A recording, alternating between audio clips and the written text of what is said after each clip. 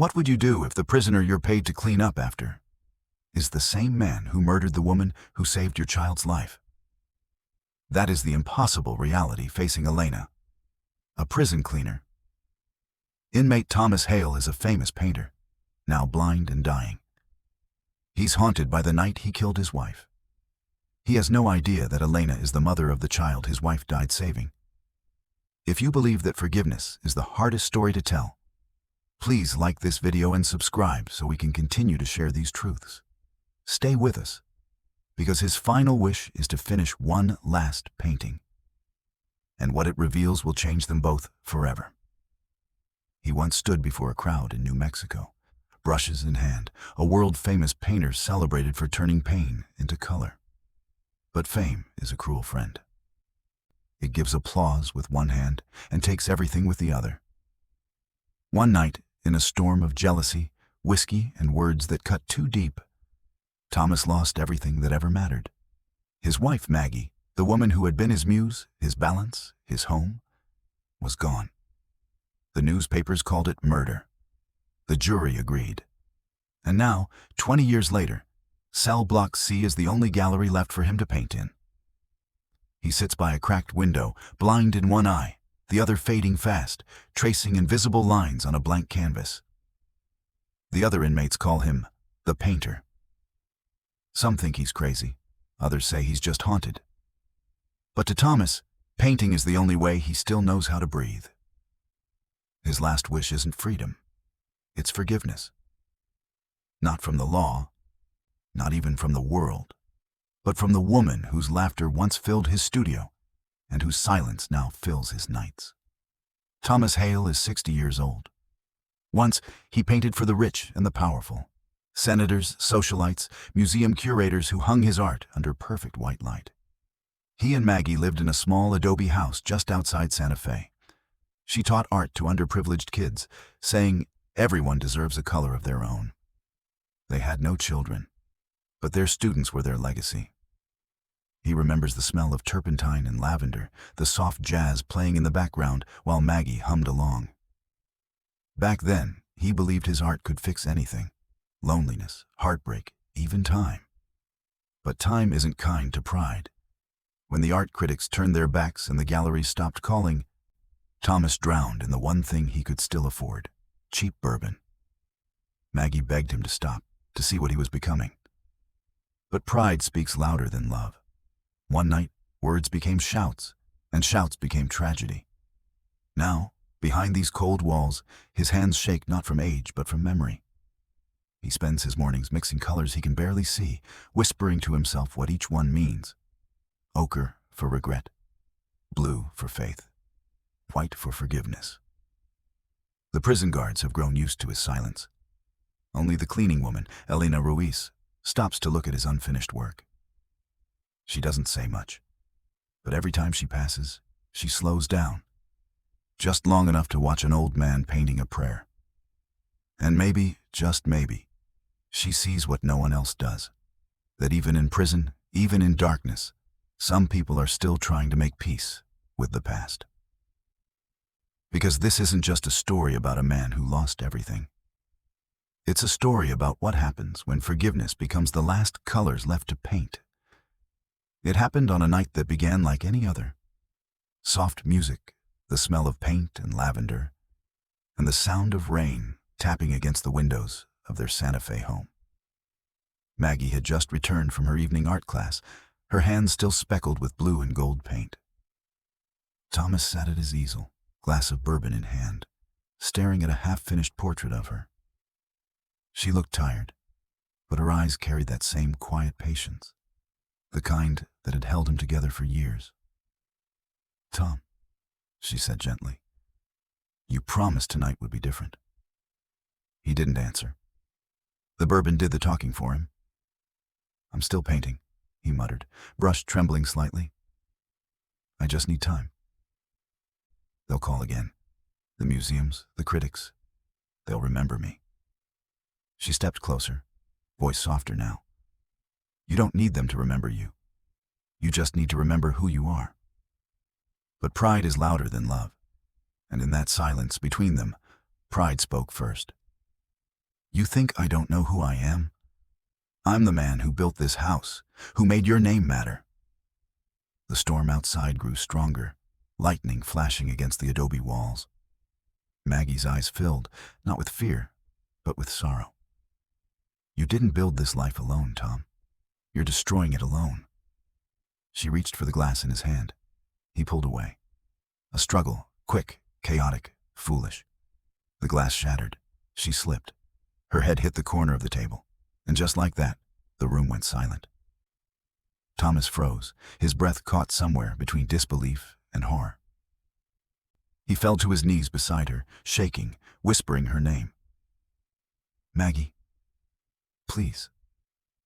But she didn't move. The color drained from the world around him. When the police came, they found him covered in paint and blood, holding her hand. He tried to tell them it was an accident, but his voice was gone. The evidence didn't care about love stories. The courtroom didn't care about grief. He was sentenced to life for second-degree murder. The judge called it justice. Thomas called it blindness. In the months that followed, he stopped speaking. He stopped painting. He let the light fade. Until one day, in the prison infirmary, the doctor told him his eyesight was failing. Years of untreated glaucoma. A slow, quiet punishment. He didn't fight it. He almost welcomed it. Maybe it was fair, he thought, losing the very thing that once made him proud. But in the silence of those nights, Maggie's voice returned, not in dreams, but in the soft echo of memory. Everyone deserves a color of their own. Those words haunted him more than any guard's footsteps. So he began to paint again, blindly, clumsily, painfully, trying to remember what forgiveness looked like. Every brushstroke felt like a confession. Every color was a wound reopening. He didn't know who would ever see these paintings. He just knew he had to keep painting, because it was the only way left to speak to her. And somewhere deep inside, beneath the guilt and the silence, a question began to form. Could she ever forgive me? Every night at exactly 9, the sound of keys and footsteps echoed down cell block C. And every night, Elena Ruiz pushed her cleaning cart past the row of cells, past the gamblers, the preachers, the ghosts. She was 42, mother of a 17-year-old girl, working double shifts to keep the lights on. Most of the inmates never even looked up when she passed. But one did. The old man with the bandaged eyes and paint-stained hands. At first, she avoided his cell. He gave her the chills. Too quiet, too still. His walls were covered in strange patches of color, layered like bruises. On some nights, she swore she could hear him whispering to himself, naming each shade under his breath. Ochre for regret, blue for faith. One evening, as she swept near his door, a faint voice called out, "Ma'am, could you tell me, what color is the sky tonight?" She froze. "It's dark," she said flatly. He smiled, a tired, grateful smile. "Good. I'll use gray then. Gray means tomorrow still exists." She didn't know how to answer. She just kept sweeping. But that sentence stayed with her all night. The next evening, she brought him an old rag instead of ignoring him. He nodded, dipped it into a small tin of white paint, and began to wipe the canvas like a man polishing memory itself. She asked quietly, "Why do you keep painting if you can't see?" "Because I remember," he said, "and memory has color." Elena didn't believe in fancy talk. Her world was bills, buses, and broken promises.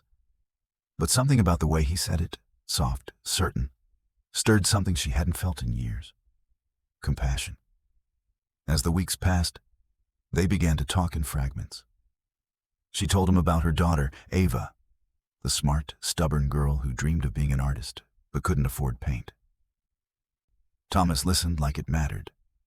He told her about Maggie, how she used to hum while cleaning her brushes, how she believed forgiveness was stronger than any law.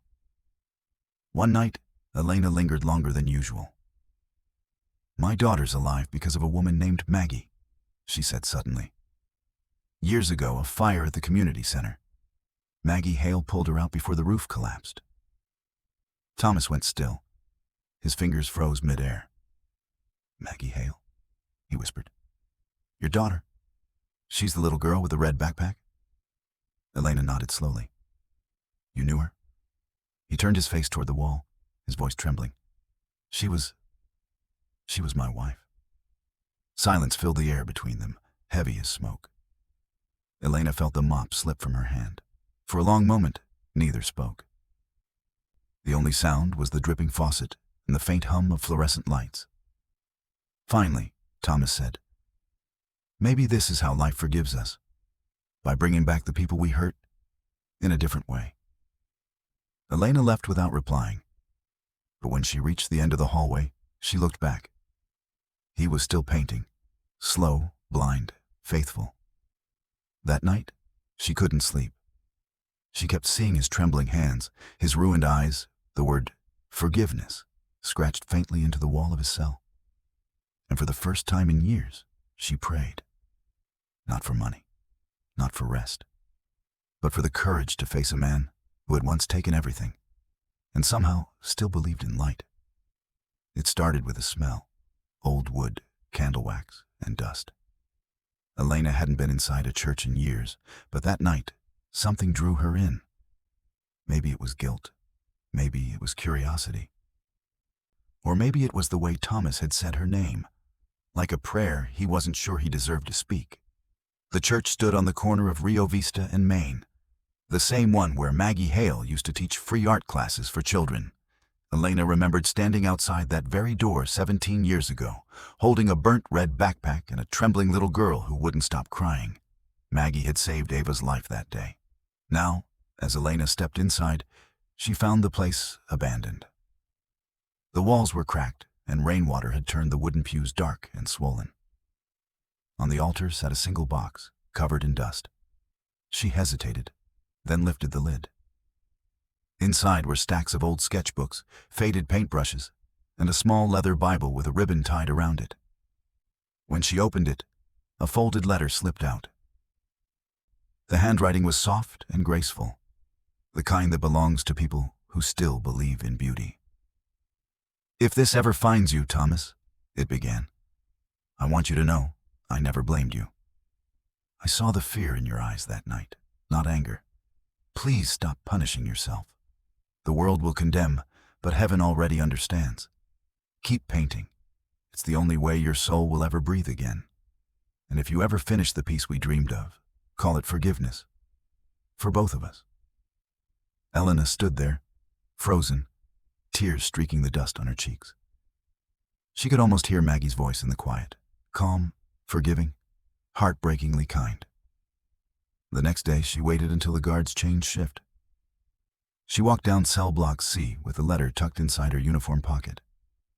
Thomas sat near his bed, head tilted as if he sensed her coming. I found something, she said softly. He didn't move. From where? The church, she whispered, the one she used to teach at. She handed him the letter. His trembling fingers traced the paper, then stopped. His breath caught. For a long time, he said nothing.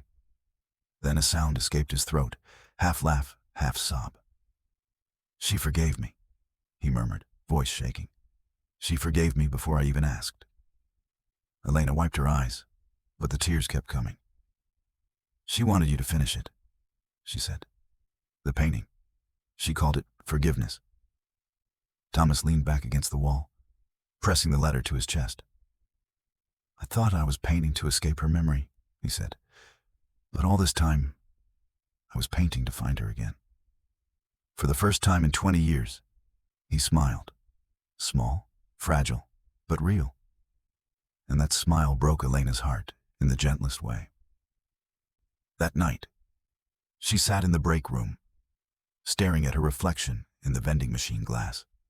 She thought about the woman who had saved her daughter, the man who had killed her by accident, and the letter that tied them both to something bigger than tragedy.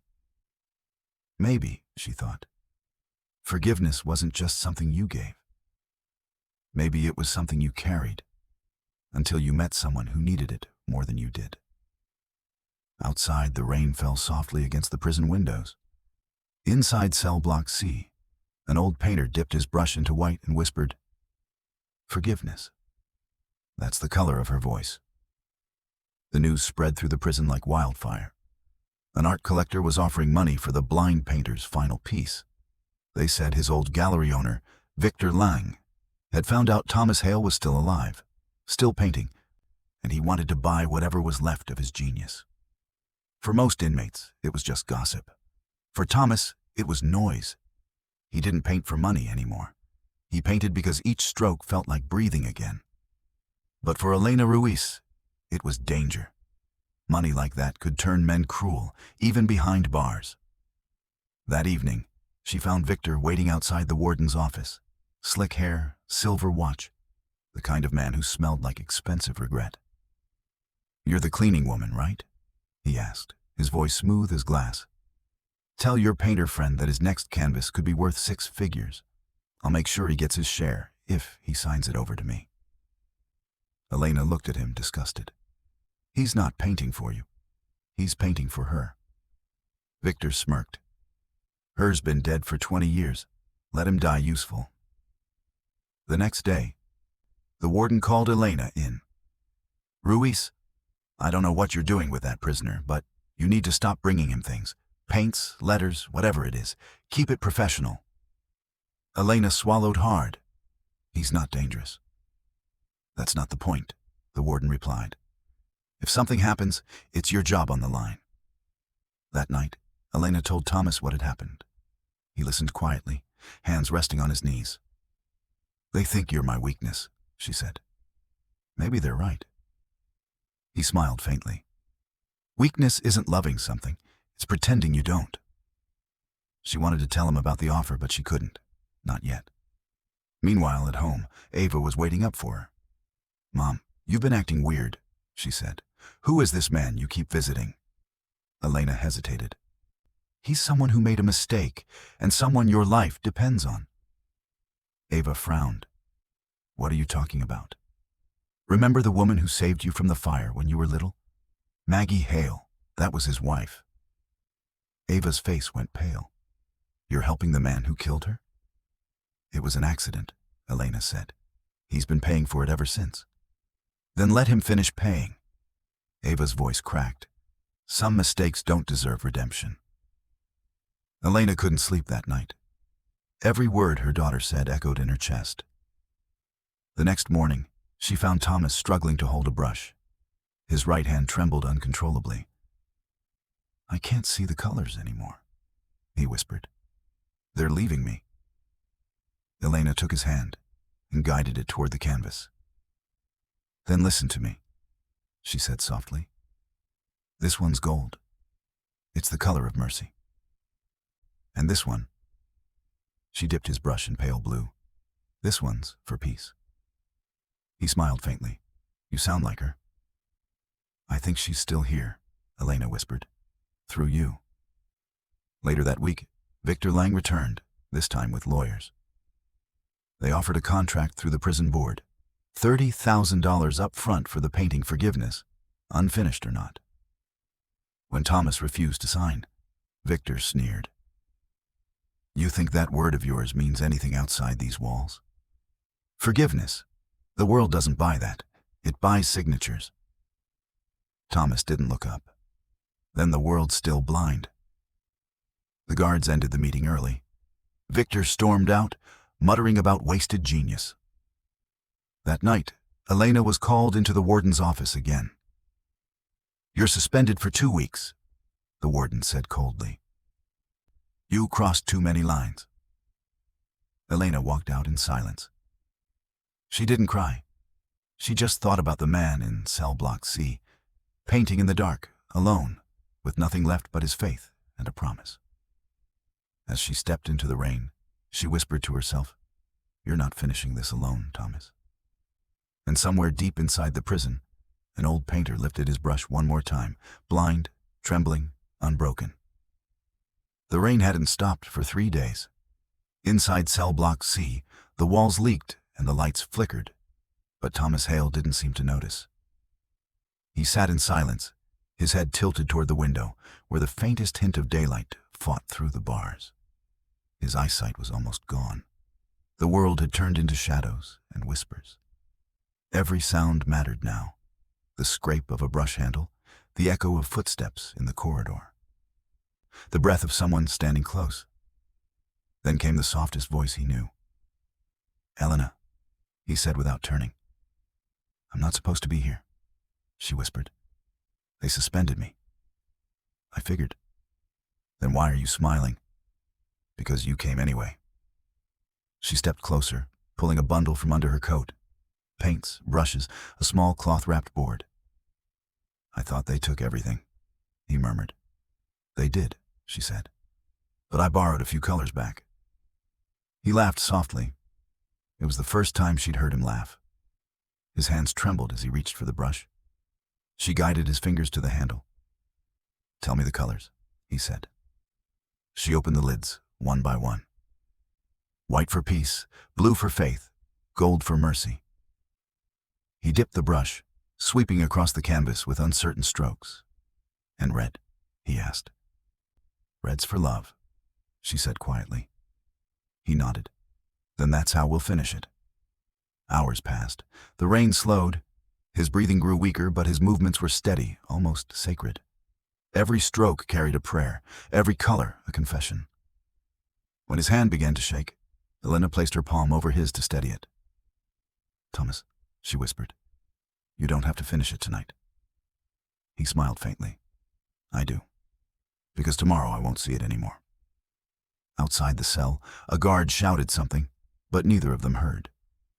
The room felt suspended in time, just the sound of their shared breaths and the gentle drag of the brush. When the last color ran dry, Thomas lifted the brush one more time and signed his name. Not with sight, but with memory. Then he leaned back, his voice barely more than a breath. "Now I can finally see." Elena caught the brush as it slipped from his hand. "Thomas?" she whispered. He didn't answer. His head rested against the wall, the faintest smile still on his lips. For a long time, she stood there, unable to move. Then slowly, she turned toward the canvas. Under the dim light, the painting glowed faintly, the shape of two hands touching across a divide of color, one in shadow, one in light. She pressed a trembling hand to her mouth, whispering through her tears, "You finished it." When the guards found him the next morning, the paint on his fingers was still wet. The warden ordered the canvas removed for evidence, but even she couldn't bring herself to call it contraband. Because it wasn't just paint. It was a man's last prayer, captured on a piece of cloth, glowing like something holy. And for the first time in 20 years, Cell Block C felt quiet. Not empty, but at peace. The funeral was small. No reporters, no headlines, no one to claim the body. Just a prison chaplain, 2 guards, and a single woman standing in the rain. Elena held a folded letter in her hand, Thomas's final words. It wasn't long, just 1 page written in uneven lines. "If forgiveness has a color, I hope I finally found it. Tell her the painting is hers. Not because she needs to remember me, but because I want her to believe in light again." He didn't say who her was, but Elena knew. A week later, a brown package arrived at her doorstep. No return address. Inside it was the painting. Forgiveness. The guards must have smuggled it out before the state claimed it. She unwrapped it slowly, her breath catching when she saw it under the light. It wasn't perfect. The brushstrokes were uneven, the colors bleeding into each other, but there was something alive in it. 2 hands reaching toward each other through a storm of gray, a single line of gold connecting them. It was peace, captured on canvas. That night, Elena showed it to her daughter. Ava stared at it for a long time, quiet, her expression unreadable. "He painted this for me?" "Yes," Elena said, "and for the woman who saved you." Ava's eyes softened. "It's beautiful." "It's forgiveness," her mother whispered. Days turned into weeks. Elena tried to go back to work, but nothing felt the same. The walls of the prison, once just part of her routine, now felt heavier, sacred somehow, like they still remembered him. Then one Sunday, she took the painting to the old church on Rio Vista. The same one where Maggie Hale had once taught children how to hold a brush. She cleaned the dust, lit a candle, and hung the painting behind the altar. When the morning sun passed through the stained glass window, the light hit the gold line in the painting. And for a moment, the entire wall glowed. The hands in the painting looked alive again, reaching, touching, forgiving. Ava stood beside her, holding a candle. "Do you think he's with her now?" she asked. Elena smiled faintly. "I think he's home." Outside, church bells began to ring, echoing down the quiet street. For the first time in years, Elena felt the weight lift from her chest. She thought about all the nights she'd spent cleaning blood and paint from the prison floors, about how much she hated that place, and how one man had somehow turned its darkness into something beautiful. As she turned to leave, she glanced one last time at the painting. The sunlight shifted, and for a brief moment, she could swear she saw movement. Like the gold line between those two hands was still growing, stretching further into the light. And maybe that's what forgiveness really was.